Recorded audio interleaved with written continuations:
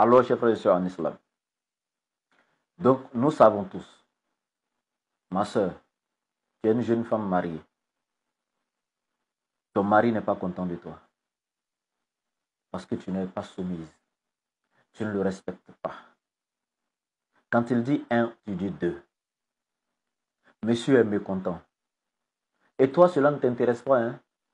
Quand tu le vois dans ton cœur, tu ne fais que lui dire, oh, va au diable, c'est ton problème. Quand c'est pas Paul, c'est Pierre. Mais quand Ramadan arrive, oh, tu es la meilleure de toutes les filles bien voilées du quartier.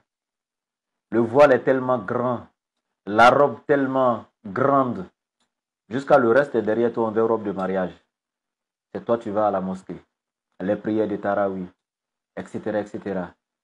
Ma soeur, tant que monsieur n'est pas satisfait de toi, tant que tu n'as pas fait preuve de soumission et d'humilité, tu n'auras pas l'agrément de ton Seigneur. Tu n'auras aucun mérite durant ce mois de Ramadan. Wallahi, ton foyer est plus grand. Ta soumission à ton homme est plus importante. Tu te répands sincèrement de toutes les fautes que tu as commises devant Allah et tu vas en toute humilité t'excuser, demander pardon à ton homme, obtenir son pardon. Parce qu'Allah ne te pardonnera jamais tant que ton homme ne sera pas satisfait de toi. Quels que soient les efforts que tu fourniras dans le mois de Ramadan, quel que soit ce que tu feras dans ton ménage, tant que tu n'as pas obtenu la satisfaction de ton homme durant ce mois, tu n'auras aucun mérite de ce mois. Et tous les savants de ce monde sont unanimes là-dessus. Quand tu vois des femmes, comment elles souffrent, comment elles se donnent dans ce mois de pénitence, comment elles luttent, c'est-à-dire elle-même, elle en jeûne, hein, c'est-à-dire qu'elle a soif, elle a faim naturellement, elle en jeûne, elle est fatiguée, comme tous les hommes. Mais c'est elle qui est dans la cuisine, hein, dans la chaleur, dans la fumée, tout ça pour essayer de concocter quelque chose pour la rupture. Tard la nuit, pendant que les gens se reposent, à 2 heures du matin, 3 heures du matin, elle est déjà dans la cuisine. Et essayer de faire un petit truc donc pour le souhour, etc. La femme ne fait que travailler durant ce mois du premier au dernier jour. Il y a des femmes qui souffrent, mais malheureusement qui ne savent pas que derrière cette souffrance, elles n'auront aucun mérite parce que leur homme n'est pas satisfait d'elle. Parce que quand monsieur dit un, elle dit deux, parce qu'elle est insoumise à son homme.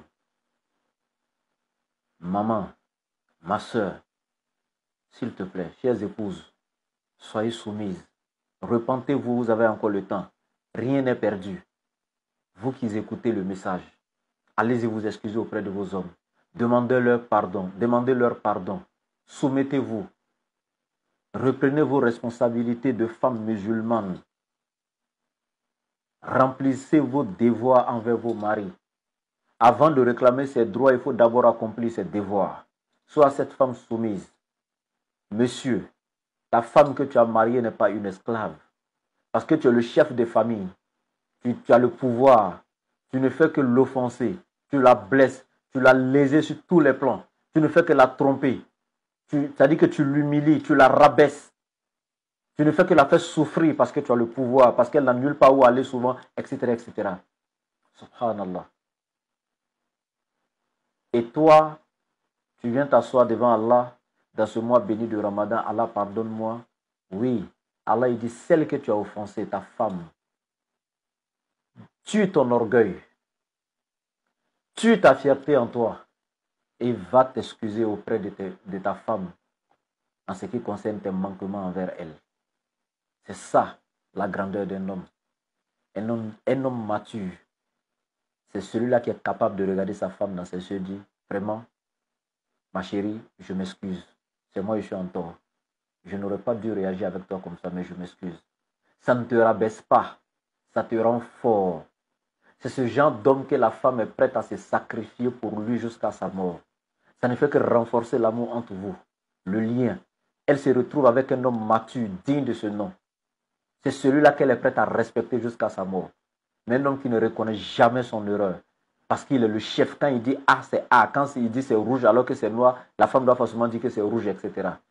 Non, ce n'est pas comme ça.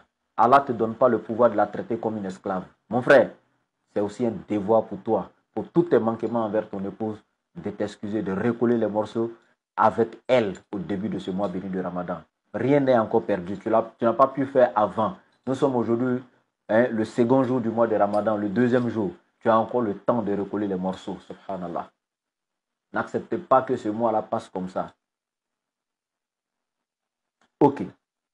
Il arrive que tu as offensé quelqu'un, que tu l'as blessé dans tes propos, tu l'as injurié, etc. Ton orgueil t'a amené, ta fierté t'a amené à blesser une personne, à la rabaisser, à l'humilier. Entre toi et la personne, il n'y avait plus bonjour ni bonsoir. Vous vous dépassez dans le quartier comme ça, tu trouves que tu es plus important que la personne. Le mois de Ramadan est arrivé, va t'excuser. Va demander pardon pour tes manquements. Parce que si tu ne le fais pas et que réellement, c'est toi, tu n'es pas la victime, mais au contraire, tu es le coupable. C'est toi, tu as tort, c'est toi, tu n'as pas raison. Et toi, tu t'agenouilles devant Allah, qu'il te pardonne, alors que tu es en train d'offenser les autres. Allah ne te pardonnera pas tant que les autres ne t'ont pas pardonné, tant que ceux qui ont été victimes ne t'ont pas pardonné, tant que ceux que tu as offensés, que tu as blessés ne t'ont pas pardonné, Allah ne t'accordera jamais son pardon.